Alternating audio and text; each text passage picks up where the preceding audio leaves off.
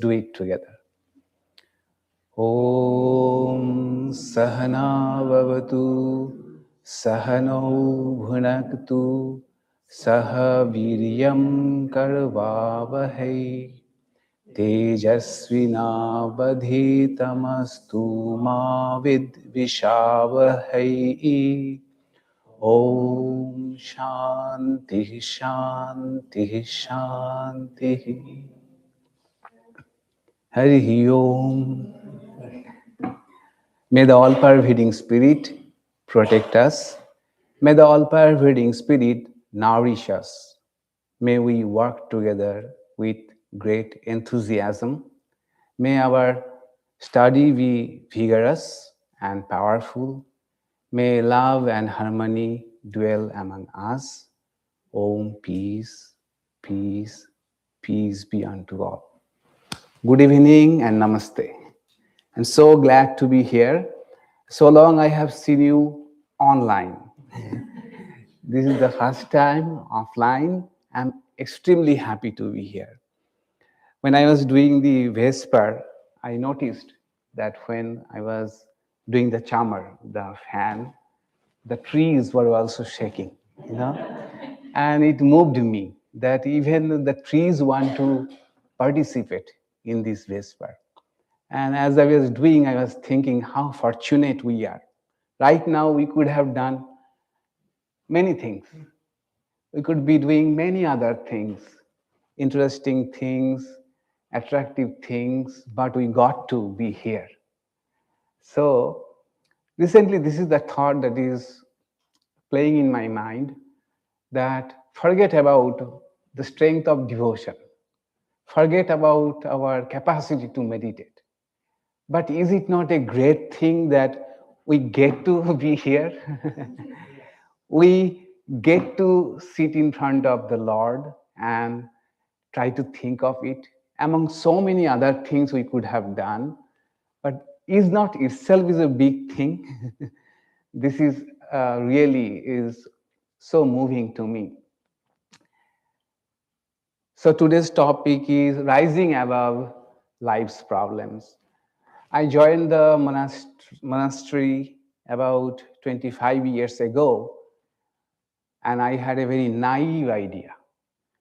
I thought a monk's life will be problem free. No career competition, no family issues, no financial worries. But very soon I discovered something surprising, that problems followed me to the monastery. So I went to the Swami in charge of the monastery, who is one of the most wonderful persons I have ever seen. He was a friend, philosopher, and guide. So I told him, these are the problems I am facing in the monastery. He listened to it very mindfully. Then he told a joke. It's about a Zen monastery. Probably you already know this joke, but let me tell you. He said there was a Jain monastery where there was a peculiar rule. Anyone who would join the monastery can speak only 2 words after every 10 years. So one monk, now he's joined the monastery. After first 10 years, he got the opportunity to speak his 2 words, and he told the abbot, bed hard. Then he passed 10 years more. He got the opportunity again. He said, food bad. Then after 10 years, he again got to speak 2 words. He said, I quit. And the abbot said, I knew from the very beginning, all that you were doing was complaining.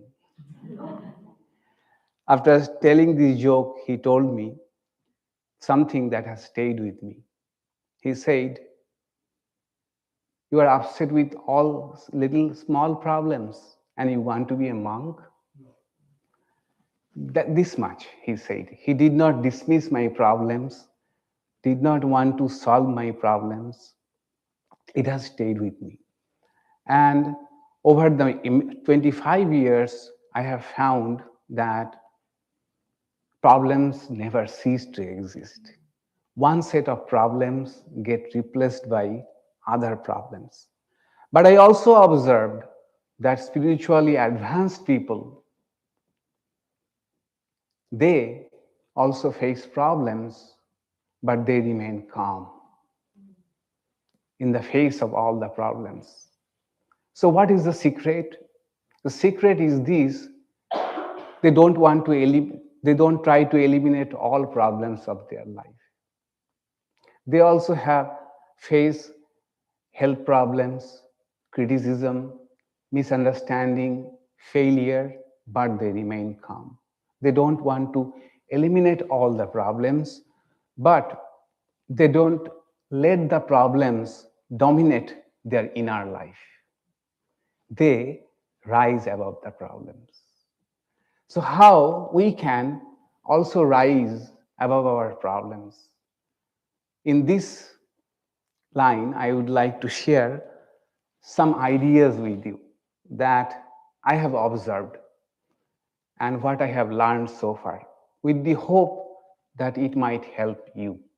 Not that all of the ideas I will share will help you, some might help you, so you may take it or leave it.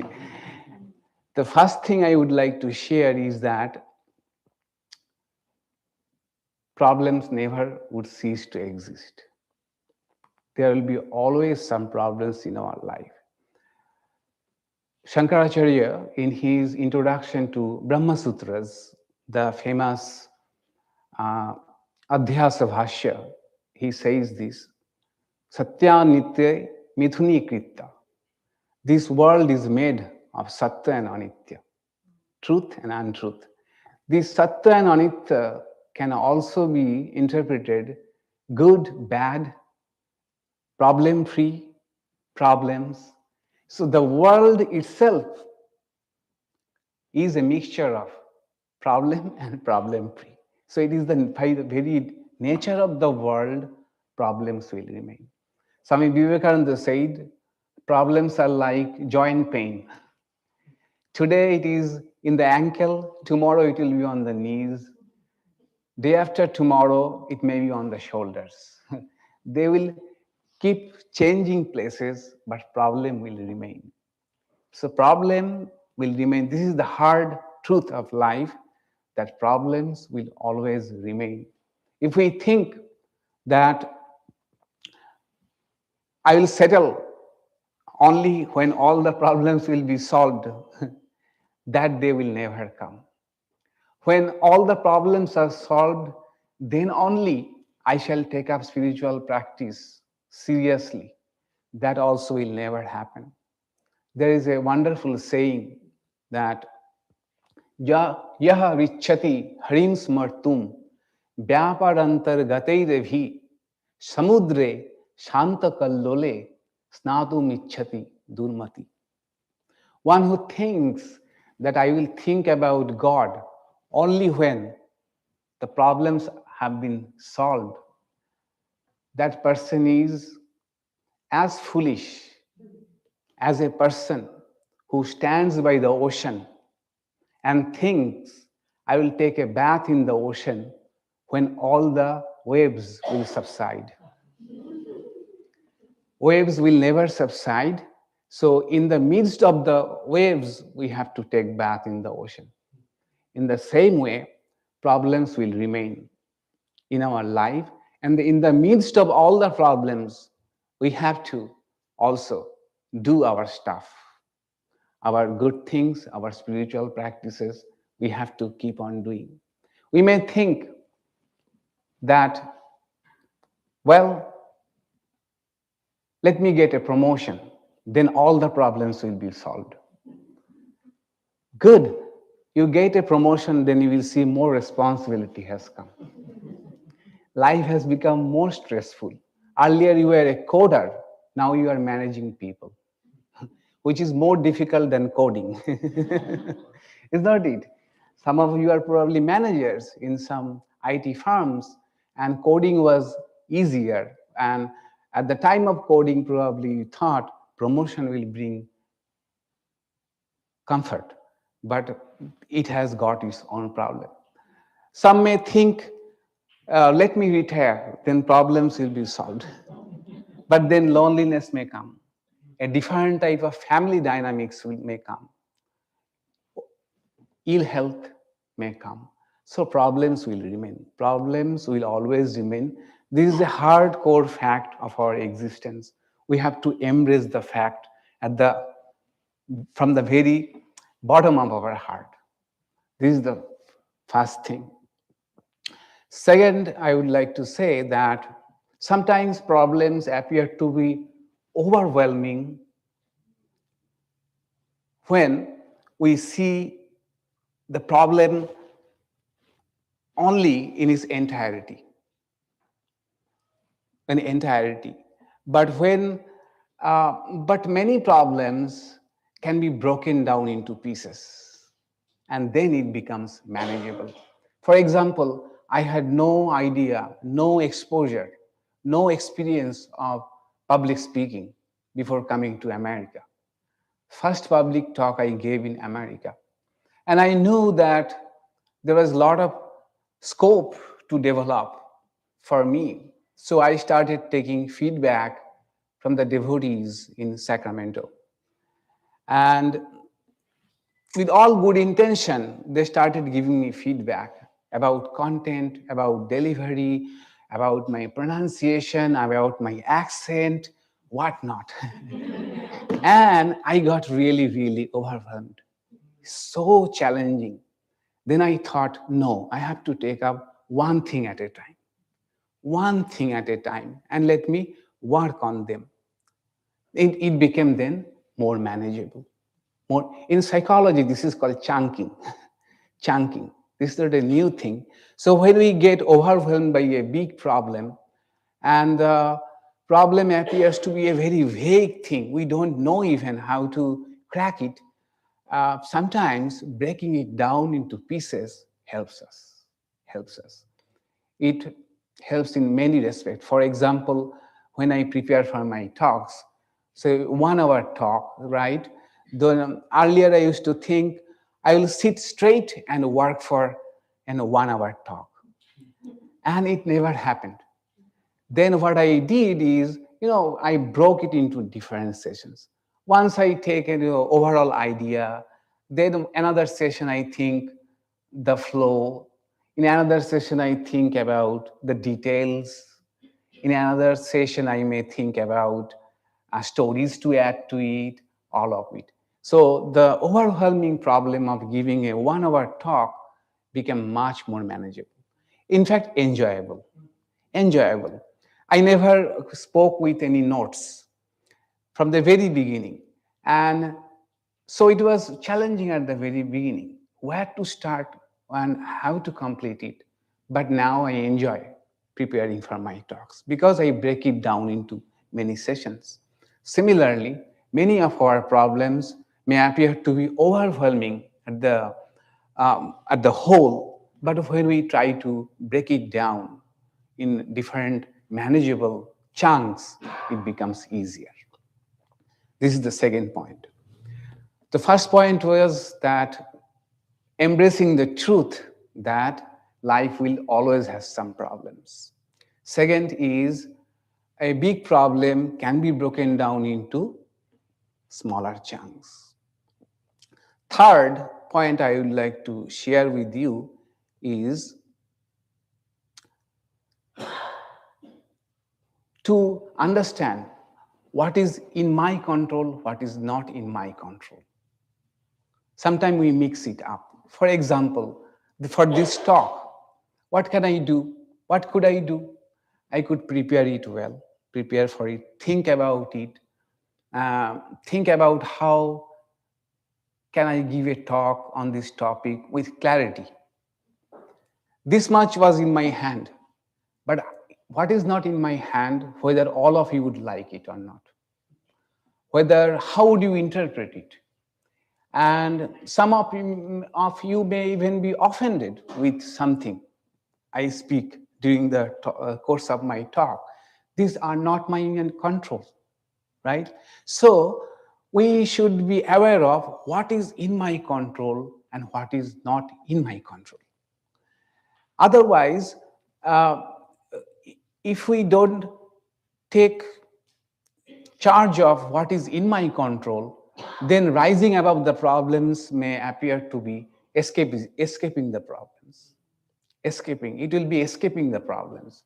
But knowing that what I can do about it, what even little part, what can I do to solve the problem, what is in my control, that gives a sense of agency, and that is very important, especially in today's world, because in social media, in politics, we see so many things are happening. Devotees come to me and say, such um, so many things are going on, outrageous things, and things that are upsetting. People are being treated badly. What can I do about it? The whole world seems to be in fire. I tell all of them, the values you see are being violated, try to practice. If you think that people are being treated badly, try to be more compassionate in your day to day life. If you think that some people are being marginalized, you try to be kind to others. That is in your hand. And when you see, in problems in the society, which is beyond your control, try to do your part. Your part. That will give you a sense of agency. So knowing this, knowing it clearly that what is in my control and what is not in my control, and what the things which are in my control, how much I can do about it. This gives a sense of agency. Otherwise, what happens is we feel a sense of helplessness. When we think big, I cannot change what is happening in America right now. I cannot change what is happening in the whole world right now. So, what I feel in that sense, helplessness. And this helplessness, in psychology, they say, prolonged feeling of helplessness makes us depressed. It's a sure recipe for depression. So, when we feel helpless about the big things about the world, let us think that what I can do, what is in my control. Can I be more kind to strangers? Can I be more compassionate to others? That is in my control. So, this is the third point. Fourth point is embracing the painful fact that we have limitations. Limitations.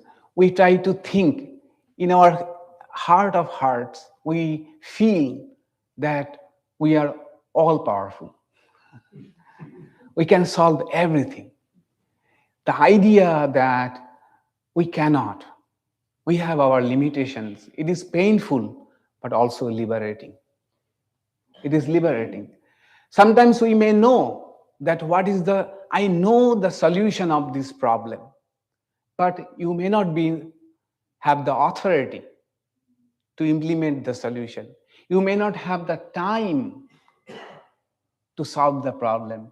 You may not have the human resources that need to get the problem solved. You may not have that energy to solve the problem. So even sometimes we know there is a clear solution to the problems we are seeing around.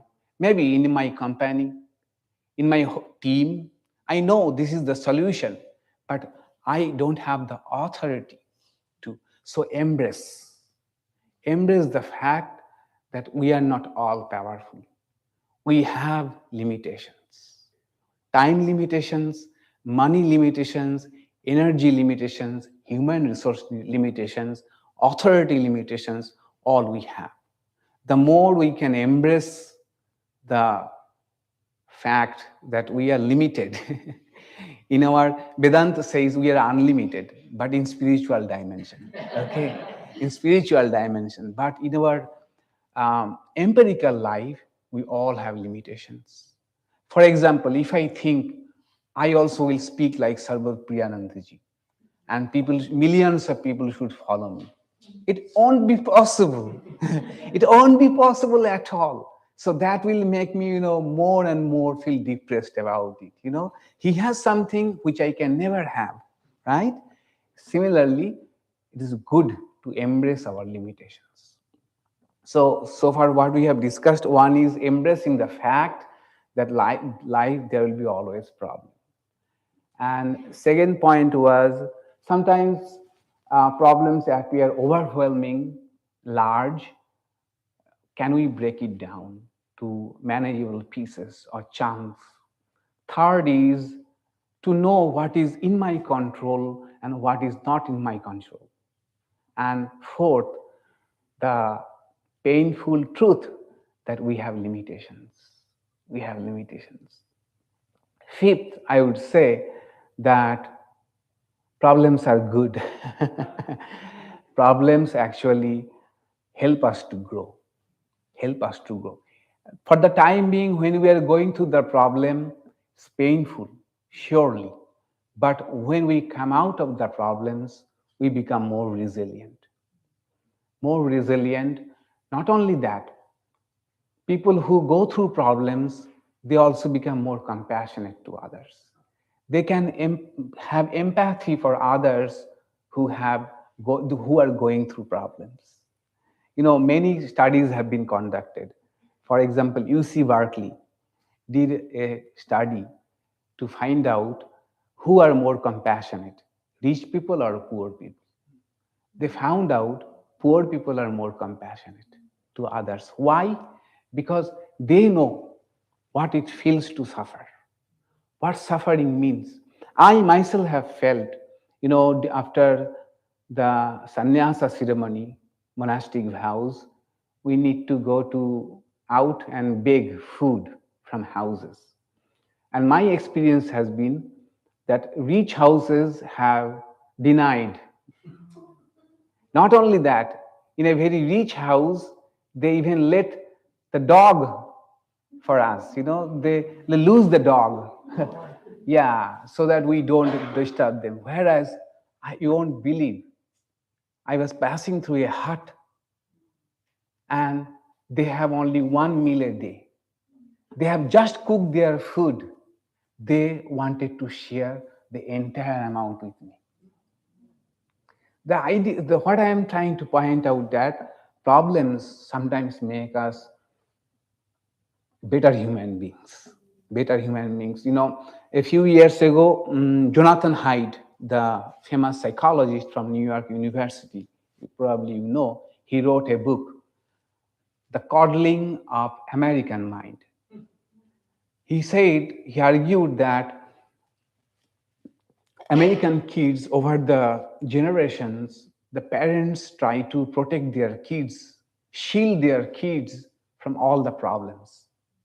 As a result, kids are getting less and less resilient, less and less resilient. They try to behave with their children, or parents try to protect their kids from all the problems they are facing. Somebody is bullying them, they are overwhelmed with their homework or other problems. Parents think that we should help our kids so that they don't have any problem in their life. And it is actually counterproductive, because very soon they will be facing real life problems when you won't be able to shield your children. So at that time, since the kids have not faced problems, they don't know how to react to problems, how to stand up to a bully, how to come up with creative solutions to problems. So problems actually help us to grow. Think about working out. Who likes to work out first? It's but we know that our muscle grows only when they are challenged, right? Something very easy workout. Lie down on my bed and just lift my leg. So easy. Actually, that is what I was doing. Before coming to America, in the name of workout, what I was just doing was, just flipping side in my bed, and I thought this is workout. Then I came to America, and luckily I got a friend, our treasurer Chuck. He is a athletic. No, he's 80, but does boxing and all of it. He forced me to work out, and I did not like it, but just for the sake of keeping his word, I started doing workout, and now I am gaining the benefit. In my whole life, I am 47, but I have never been so strong because I am challenging myself. Similarly, problems make us stronger. The, the philosopher Nietzsche said, right, that which does not kill you, make you stronger. Yes. So problems are beneficial. Sixth point, I would like to say that let the problems remain in their own place. Let the outer problems not poison our inner life. This is something I have learned from great monks, that it is almost like you may think of our inner life as our house. We cannot control the climate outside, but we can control the temperature inside, right? Similarly, there will be toxicity all around. And nowadays, there is no dearth of problems. We have our own problems, and social media, these channels are bombarding us with problems. It is almost like the Hollywood movie, everything, everywhere, all at once. That is, when you wake up, you get to know what happened in a distant part of the globe, and those problems become your problems. So, what should we do about it? Problems will remain. Your work problem will remain. Family problems will remain. Society problems will remain. Political problems will remain. But make a distinction that let they be where they belong. Let the toxicity should not make our inner life toxic. Swami Ashokananda, the great Swami who was in San Francisco, he was a great monk, a non-dualist, as well as he did a lot of work in his San Francisco time. He expanded the Vedanta Society of Northern California, Berkeley, Sacramento, Lake Tahoe, Olima, all of these properties, New Temple, all of this he built. But he made a rule. In his room, he would not let any letter come, any people enter. Why? That is his inner chamber. When I will deal with the problems, I will. But when I go inside my room, as if it is my inner chamber, I would not let the toxicity of the problems poison my inner life. Poison my inner life. Yeah. Similarly, what I would suggest that it is, yes, we as informed citizen, we need to be informed about what is happening all around the globe, but let them not make our mind toxic. I tell devotees who complain about what is going on, these, that, I said, follow the news, not the drama. Yes, keep yourself informed, but don't take part into the drama. We had a Swami Bhuteshananda ji. You might have known about him, very witty monk. He used to say, when you are ill, you should go to a doctor because the doctor needs to survive. And when he prescribes the medicines, go to the pharmacist because the pharmacist has to survive. Then you take the pills, throw to the ocean because you have to survive. Similarly, there is a great wisdom in it. Great wisdom in it. There'll be things happening all around the globe, all the time. Outrageous things, injustice, unfair things. But no one will take care of our inner life if we don't take care of. The responsibility of maintaining our inner climate lies solely on us. So the problems, they will remain, let them remain in their respective places. Let them not enter the inner chamber inside. This is the great thing I have learned from the monks. Swami Gambhirananda ji, who was President, General Secretary, we read now all the translations, right? Shankara's commentaries, and he did a great job. He translated Shankaracharya's commentaries on all the 11 Upanishads, Bhagavad Gita, Madhusudan Saraswati, and in India or elsewhere, even in Harvard, if they want to consult the authentic English translation of Shankara's commentary, Swami Gambhirananda ji they go to. Do you know when he wrote all these commentaries? When he was General Secretary of Ramakrishna Mission. The CEO of Ramakrishna Mission is the biggest challenge because I worked in that department. For 7 years, I helped the General Secretary in his correspondence. Whole problems of the centers, we have now 300 more than centers. All the problems come to General Secretary. Amidst all of this, he did not translate it outside. He translated all of these sitting in his General Secretary's chair.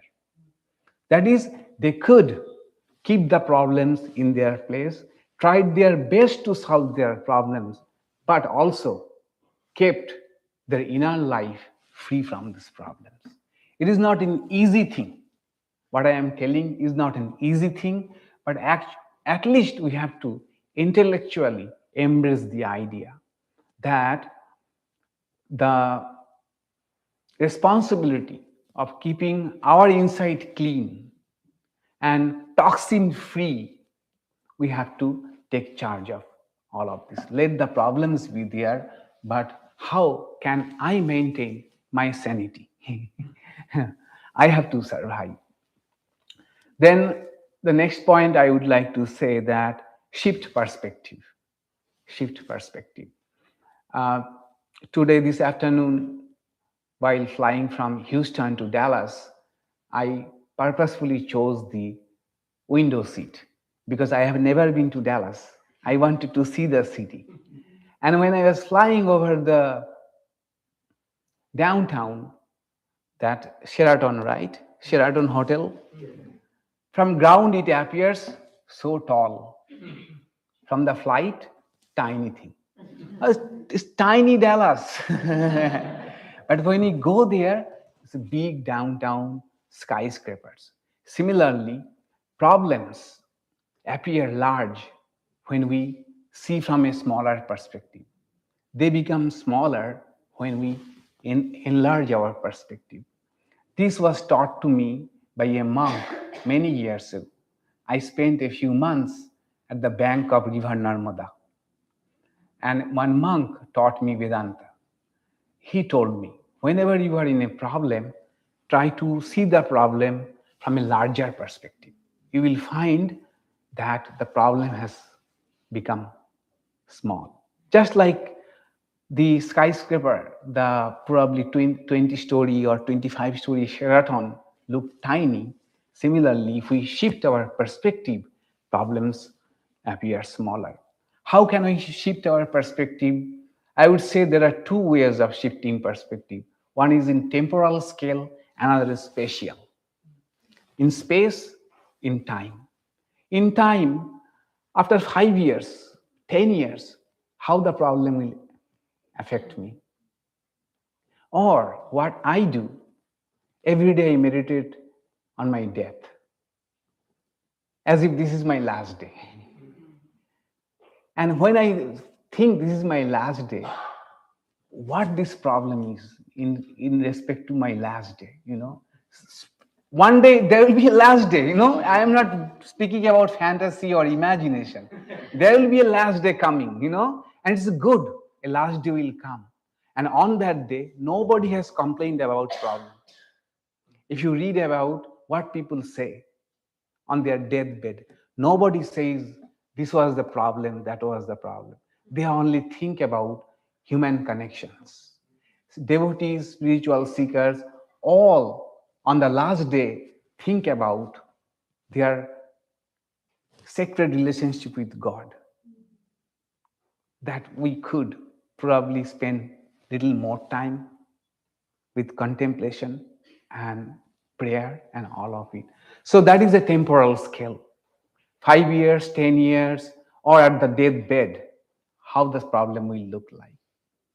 Then there is spatial scale, that is, problems many a times appears to be big. We think I am only who is suffering. Others are not having any problem. And this problem, this issue is much more pronounced nowadays. Why? Because we want to compare our life with the curated version of our friend's life as we see in Instagram or in Facebook. We think they are having a wonderful life, and I am struggling. They are in Costa Rica. I am in traffic jam. Oh, their kid is getting Olympiad. My one is struggling with homework. Their house is so neat and clean. Mine is a messy. What we don't understand is that these are curated version of their life. I have seen, curated version of my friend's life, pre-monastic friend's life, and it appear to me probably they are happy. When I meet them, I see miserable life. Miserable life. They are fighting all the time. Just before a selfie, they smile. So the idea, what I am trying to say is that everybody goes through problems. I am going through a different type of problems. Others are having other problems. So when we really meet people and really talk to people and friends and share our problems, we see that others are going through much larger problems, in comparison to which my problems are nothing. In psychology, this is called common humanity. Our common humanity. All of us, to be human is to suffer. To be human is to have problems. So I am not the only one who is suffering. I am not the only one who is having problems. Others are also having problems in much larger scale, in probably much in other dimensions, which I am totally forgetting about. This is how we can probably, shift our perspective and make our problem really, really look less than what they feel like. Then the next point I would like to say is that, problems appear to be overwhelming sometimes when we don't have a direction in life. When we don't have any direction in life where we want to go, every problem appears to be large. For example, one who is running a marathon, if she always thinks about the pain she is having, she cannot run. She has to think about the finish line. If she thinks about the finish line or the next 5 miles, next 10 miles, next 15 miles, she will forget the pain. But if she keeps on thinking about the pain and forget the finishing line, the direction, it will appear to be larger. Similarly, if we don't have a purpose in our life, a meaning in our life, problems will turmoil us, throw us off. That's why, those who are great scholars, great musicians, great instrument players, they also go through problems, but they keep their eyes on their passion. No matter what problem they are going through, they have a larger direction in life. So, in that, because of that direction, because of that purpose, the small problems don't appear to be large. Just I mentioned about Swami Gambhirananda ji, right? Uh, if if he had not a purpose, spiritual purpose, or a sacrosanct purpose of translating the commentaries of Shankara, the daily problems of administration would have appeared to be larger to him. Similarly, here we are all spiritual seekers. We have a spiritual goal in our life. If we can keep that goal, bright, lighting in front of us, we'll see that these problems won't matter much. Is it worth my mental energy so much of thinking about these problems, or should I my focus my energy and time on things that really matter? So keeping a big goal of life, and what big goal we can have than having a spiritual goal, or goals like, can we become a better and better human being? Can we become more compassionate, a better human beings? These goals which are transcendental goal, not a selfish goal, these goals make the problems appear smaller. Finally, I would like to say that, not finally, this is the penultimate. So I am just, telling whatever is coming to my mind. I would say that there is a saying in our monastic community: if you cannot live in the world of spirit, at least try to live in the world of ideas. Ideas. That is, keep ourselves engaged with good ideas, good books, nourishing book, life of great people who have gone through problems but also came out victorious. If we read all of these things, we will see that problems will remain there, but our mind will remain at a higher plane. Why is it important? Because by nature, mind is like that. It tries to go down. Why? Simple. Second law of thermodynamics, of physics, entropy. Entropy means things try to get chaotic, out of order, chaos, break apart, fall apart if energy is not put into it. Our mind also, if it is not engaged in good ideas, wholesome ideas, powerful ideas, higher ideas, it naturally tries to either think nonsense or try to invent problems which are not there. We invent. There's a saying, first world problems. You know that first world problems. If you ask a poor peasant of India, do you have depression? What depression? I don't have time for depression. What I care for is how to get both ends meet. When we have time, mind does not know how to engage, it naturally tries to go down. So even if we cannot think of God, think of the spirit, even if we cannot contemplate all the time, we can at least remain in the world of ideas. This is what I have seen in great Swamis in our order. They go through problems, lot of problems. You have small families, 10, 5, 6 people. They deal with hundreds and thousands of people. But they keep their mind at a higher plane. And from that higher plane, when they try to solve the problems, they don't get overwhelmed. And finally, there is a devotee's way. Devotee's way is, whatever problems comes, devotee tries to think, God has given me. I don't know the purpose. Probably for my good, for my growth, to teach me something, God has placed me this problem. What I can do, I try to do my best and leave the rest unto God. That this is what I could do, rest you take care of. Kunti in Mahabharata said, when Arjuna asked Kunti, what do you want? Kunti said, keep me always in problems. Why? Because when I am in trouble, then only I think sincerely about you.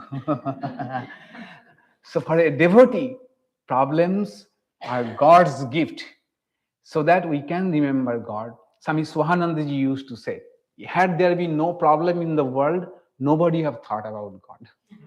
Nobody would think about God if there had not been any problem.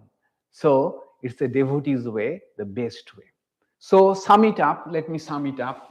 How much time I have taken? Okay. So let me sum it up. One thing, problems will never disappear. If we think, let all the problems disappear, then only I will be happy, peaceful, then only I will do my spiritual practices, that they will never come. Problems will remain.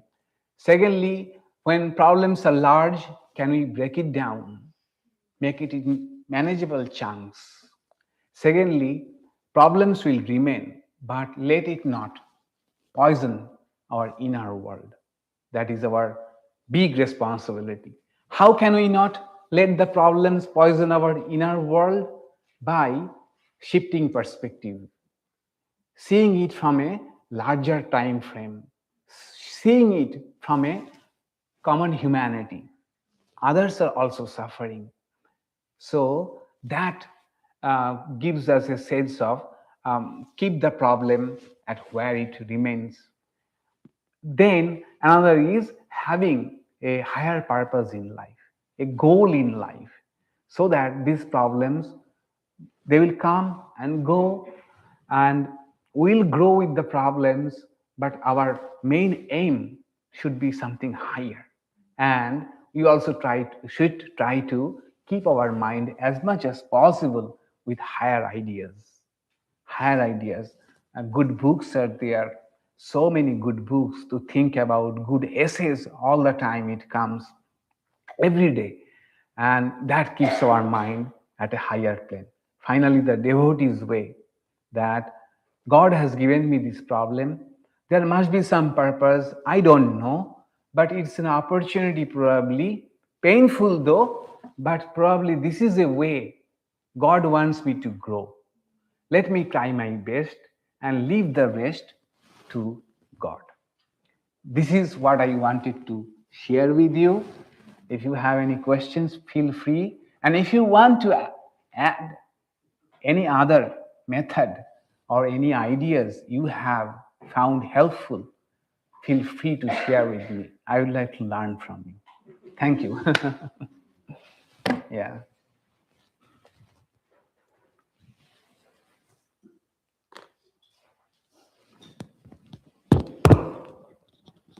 Questions?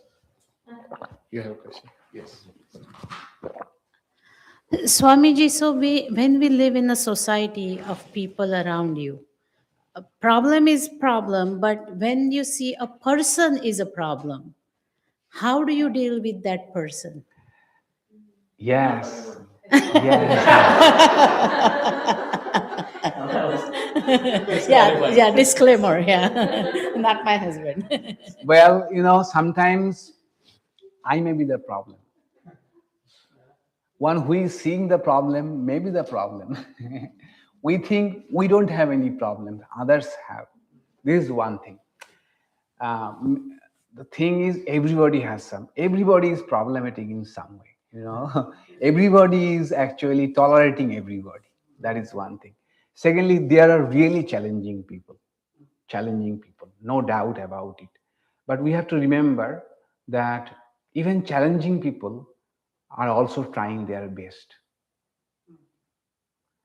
If you look at the life history of that person, there are events, lot of events, bad experiences, where they grew up, all of them have contributed what they are today. What they are today, we are seeing the only the tip of the iceberg, but they have gone through many things. So it is difficult to deal with these people, challenging people. But if we also remember this fact, no matter how challenging a person is, everybody is trying to show their best thing. This is the best they can do. Best they can do. It is true. What is their best is not good enough. It does not meet the criteria. But this is this is what it is. This is what it is. Yeah. I have lived with challenging people, and in the beginning, resist, and we try to change the person. We try to directly, indirectly try to change the person, which never happens. We cannot change anybody because we cannot change ourselves. How difficult it is for us to change ourselves. How can we change others?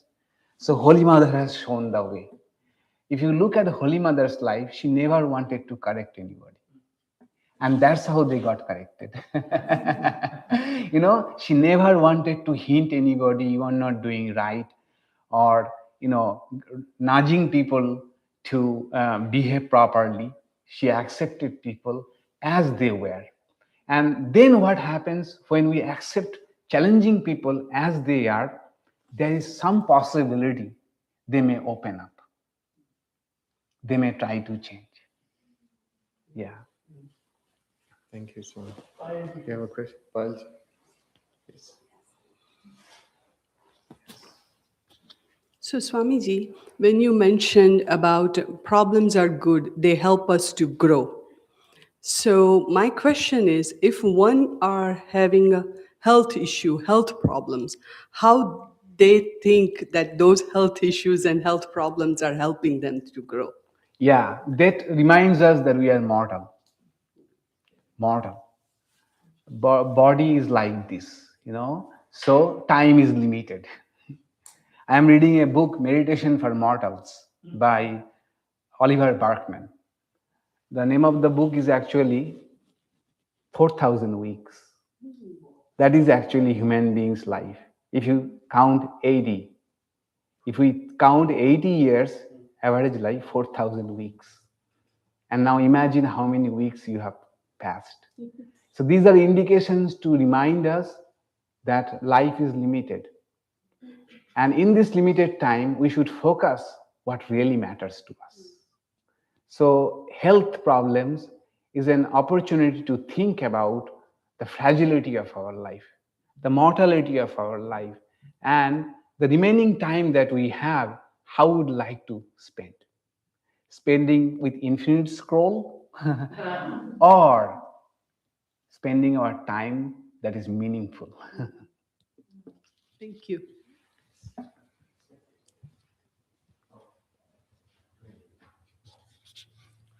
Yeah, my question is, Swamiji, that sometimes what happens that we think that the problem comes and we go over and over and over, we didn't find any solution. And we think that this is a kind of dukkha and is coming from our past karma. And what is the solution? Like, how can we kind of, get rid of those kind of cycles? Well, true. Uh, Problems sometimes appear in cycles because it is our inner life. Some of our problems are created by ourselves, and we keep on repeating those patterns. If you look at it, at the deep of our beings, you will see some patterns are there. Those patterns keep repeating. For example, some of us are perfectionists. That is, we are never happy with anything. We are never happy with our achievement, what we have. We are not never happy with what others are like. So this pattern will continue. No matter you may become a king, this pattern will remain. That is inside. So that is an indication. If some problems are happening again and again, maybe there is something to do inside us. This is one of the possibilities I am talking about. Many of our problems are because our attitudes, our thoughts, our reactions, which are gets repeated again and again and again and again. And we think the problem is outside, but actually we have to work inside. It's a difficult work, inner work. Yeah. I just gave one example about perfectionism, but there are many things like that, which are our familiar trove. You know, we love to walk on those rut, although we know that walking in these ruts have given us problems and problems, but we cannot leave the rut. It's a difficult work, inner work. Actually, this is purification. When we see about mental purity is nothing. These obstinate patterns within us which keep us giving us trouble, because of which no matter what spiritual practice we do, our spiritual practice do not yield results. So that is a different type of work, which is painful, purifying sadness. We see the patterns we are repeating again and again, and gradually, with prayer, with persistence, with patience, we have to get rid of those patterns.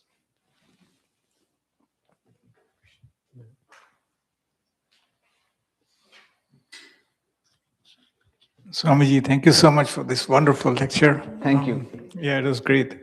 I have a couple of questions. Number one, you talked about accepting our limitations. But I think there has to be a balance. If we always accept our limitations, we may not be able to discover what is possible in us. So, what is the right balance, and how does spirituality help there? Absolutely, you are right. But what I meant is there are many problems, which is beyond my capacity. But our mind does not want to accept. We think, for example, correcting others. This is impossible for us if we want to correct others.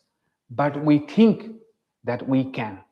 If we give enough of indications, enough of nudge, passive aggressive behavior. This is called passive aggressive behavior. Not directly, but different ways we try to correct others. Yes. But we don't want to accept the fact that I am limited in that.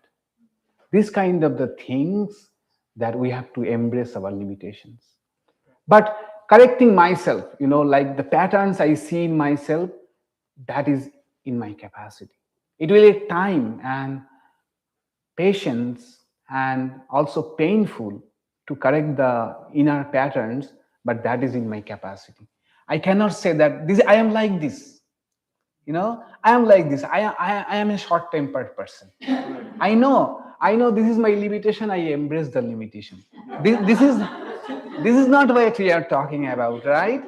If I am a short-tempered man and I know that this causes troubles to others, and yes, I inherited. I did not create these things, but again, human beings can also undo what has been done to them. If you embrace that my childhood was troublesome, that's why I am doing all of this, and I accept all of these limitations. That is the first step. But again, I can undo all of it. This is the beauty of our human life. But if I think I can change others, by different ways, that is our limitations. We cannot do that. Yeah. Thank you, Swamiji. And then second one is about, so you mentioned let the problems remain in their own place, like shield the toxicity and everything, right? So, and I think what you said is like what to do, but how do you always achieve that? How do you always shield ourselves from toxicity? Well, the fact I suffered from this problem, but knowing or embracing the fact that let it not toxic toxify or poison my own mind. This idea saves you, that ultimately I am being, I am the one who is suffering the most because of these problems. So, for example, you have office problems, right? Everybody has work problems, but if you bring it to home, home means you're deep inside, then you can spend whole day ruminating about why that person spoke like that. I deserve it, but manager did not give me credit. You can go on doing all of this. It has to be put an end. How? Only when you think that let me be selfish. Let me be selfish. Let me take charge of my inner mind. Let the problem be there. It's not an easy thing, Yeah. but gradually it happens. Gradually it happens. So I think this is where your the 10th point helps. Like you leave it to God. You Try can your take best. Yeah. anchor Yeah. in your spiritual practices. Yeah. And also, if you are more Advaitin, you can say this is all just an illusion. So I don't know. Yeah. The thing is, rumination can continue. I think I have found that one great way of getting rid of this problem of rumination, is to understand that this idea that I have to keep my mind clean about things I cannot solve. Let them be there, and you will find that still these thoughts will come, the ideas about the problems will come, but gradually they are losing their grip.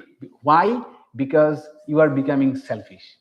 You are now focusing on keeping your mind healthy and problem free. Yeah. Probably it is not even selfish because if I can remain centered, True. my wife will be Yeah, happy. absolutely. But human beings ultimately, when we understand that it is profitable to me, then we move in that direction. Yeah. Okay, you have a question? So Maharaj, I have to say one thing to you. All that you've said, this one whole hour, there are so many takeaways for all of us here that you could probably bring out 20 self-help books. Have you ever considered writing books on all this? No. You must. But thank you for really, really good takeaways Yeah. for us householders at different stages in life. Right. I have suffered from all of these problems, and I have found out these have helped me, and that's why I have not quoted any scripture. You have seen no scripture, nothing. This is my observations about life. Yeah.